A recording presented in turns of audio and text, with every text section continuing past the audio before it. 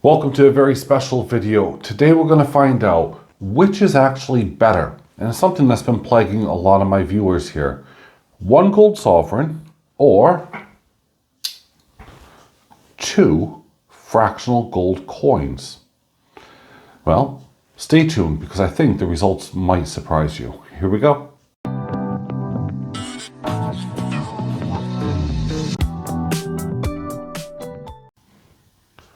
Thank you for tuning in. I'm John RMS, otherwise known as AceBullion, and today I'm featuring a, well, which is better kind of review, and it's something I don't really do. I will be talking about prices, something that's like a cardinal sin, but it's only to help narrow down the scope of which is actually better.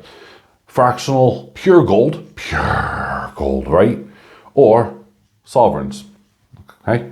Now I want to thank a few of my viewers, really. One for a while back actually bought me my first half sovereign, which is a proof version as well, just so that you guys know. It is incredibly insane. There's only like a mintage of like 2,000 or something of these. And it's crazy. And of course, another viewer who sent me in two gold sovereigns to have a look at. Now, it's worth noting that obviously I have always been on the case of saying buy fractional, buy fractional, buy fractional. For new stackers and so on and so forth. But I may actually be changing my mind, and there does have a reason. There is a reason. But I'm not entirely sure that is still worth justifying. So hopefully you guys can help me out in this. So first off, I want to actually have a look here at these two sovereigns that have been sent in by the viewer. The first one is, of course, a 2021, and it's the St. George and the Dragon Slayer, which, well, the design originally came in 1817 by some Italian designer, you know how they are, right? And by the way, sovereigns have been around since 1489. Can you believe that? I can't. I was actually astonished when I was looking up those numbers here. Then we have the brand new version here, 2022. And of course, it's for the Platinum Jubilee, which is a brand new design. It's actually a new design. Well, the last one was 10 years ago in 2012. So it is interesting. Now, these are both 9 carat or, not 9 carat, apologies, 22 carat, otherwise known as 916 gold. Whereas the sovereigns that I'm featuring and showing are pure gold. And they're all 999, as you can see there, 1/10 ounce, and we have all different kind of years and so on and so forth. Here, by the way, I know you guys want to see this. This is the proof version. It's my lovely proof.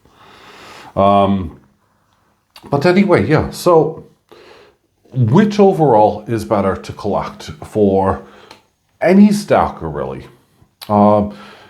If you have a smaller budget, or even if you have a large budget, I still recommend buying, at least fractional gold at the moment. But I'll get into why I think you should maybe consider buying sovereigns as well. It is because, well, liquidity. You can quickly sell, even though that, these may be higher slightly than spot price, okay? Yeah, I know, spot price, blah, blah, blah. I don't talk about it. But yes, they're higher to buy initially, but the more you buy in a bulk, the cheaper they become, the closer you ultimately achieve to the spot price. Got it? Okay.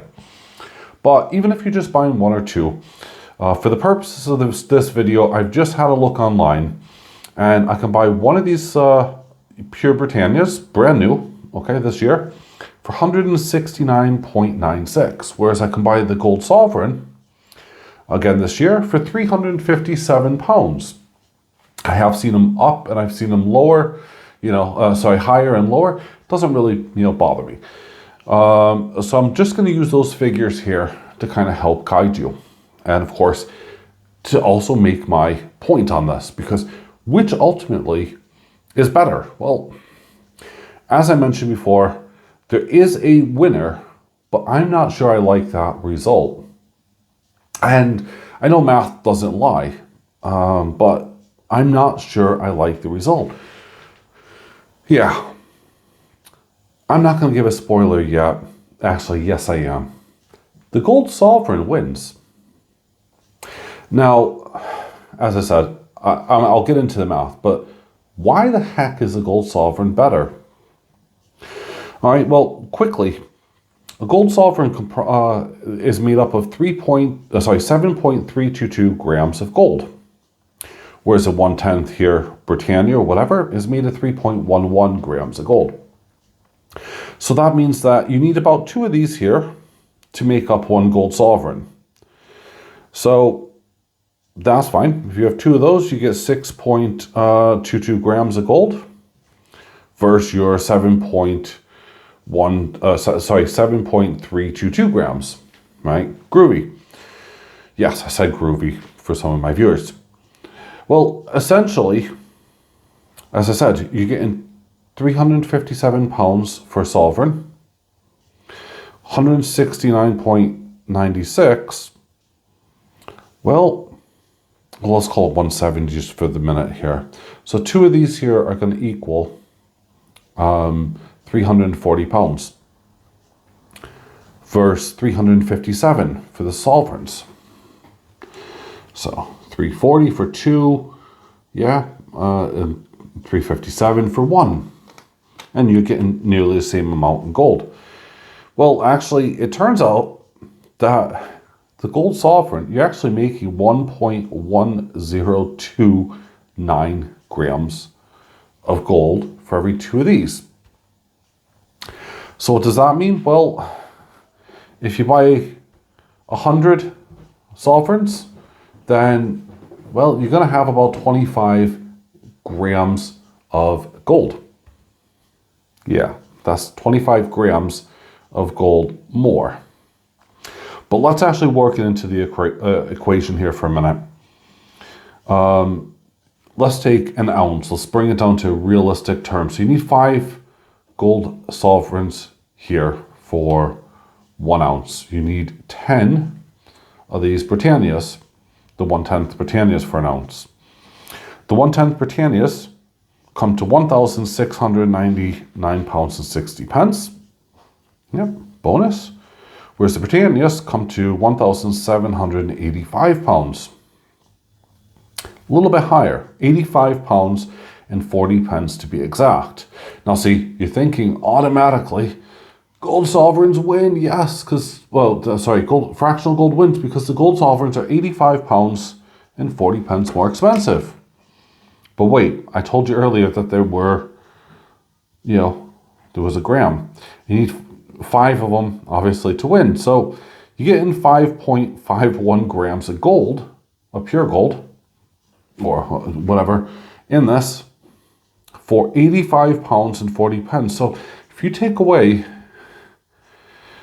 if you try to actually buy 5 grams of gold, there's no way you're going to be able to buy that for that price. It's not going to happen. In fact, you're lucky to get really 1.5 grams of gold for that, because that won't even be spot. So that's definitely a clear winner as far as when it comes to the bulk in precious metals. Well, what about buying and selling? Well, there are plenty of people around who love these gold sovereigns. In fact, there's actually a large collectible market. People have paid an awful lot of money for a gold sovereign. In fact, actually, the most famous gold sovereign is the George III, which came out just before World War I. And it is sold for over 186,000 pounds. I mean, it's a really scarce, coin, and they stopped producing it rapidly. But £186,000 for a gold sovereign. Yeah, wow, just wowzers. So, are there any potential profits in buying modern, Britannias and anything else? Well, yes, actually. I sadly have to say yes. I think that there's a numismatic collector side as well as an intrinsic gold value side, which ultimately means that for a logical purpose, you would have to buy the gold sovereign. Although my heart is still saying buy pure gold. And by pure gold, I mean that, anything I can just melt down because, I'm AceBullion, right? I melt stuff. And then if I'm careful especially with gold, right? I can then transform it into some beautiful art, but that's just in my head. As a logical point, you have to look at the gold sovereign. Both are tax-free or tax-exempt. Okay. The fractional ones here, they're pure, but 22 karat. So what? You get in, 5.51 grams. So you're getting the 5.51 grams for every ounce. So it makes it a little bit silly not to say that you're going to have, the gold sovereigns. Both are actually really affordable. And I think that's kind of where my issue lied. I always looked at it and thought in my head that the fractional gold worked out cheaper, and it does. But it doesn't at the same time because you're actually getting more gold. So, yeah, I don't know. As I said, logically, mathematically, and as far as, value for money, the sovereigns definitely win hands down. Do I recommend you stop buying fractional gold or whatever to keep on to your pile? Absolutely not. Do I recommend you to buy gold sovereigns? Absolutely. What about fractionals? Yeah, absolutely. At the end of the day, it's going to be one of your choice. But logically, I have to say that when you do the math, you don't have the numismatic side with these fractional coins. You're getting 5 grams less gold than you would do for every ounce that if you bought sovereigns instead. So sovereigns obviously win because 5.5 grams of gold is not to be sniffed at. So you decide ultimately, because I like the shiny stuff, as in really shiny. This kind of rose gold color is a little bit bizarre, but looking at it, I think I may have to start going down the route of gold sovereigns because, they do tend to carry a premium for a start. Especially here on the proof versions. I know what this was when it first came out, but it is shot up a lot. But you take a look here with these, and value for money, the winner is the gold sovereign. I know, I said it, AceBullion is actually confirmed. A gold sovereign is better than pure gold. Oh my God, the sky is falling. All right, thanks everyone. Bye for now.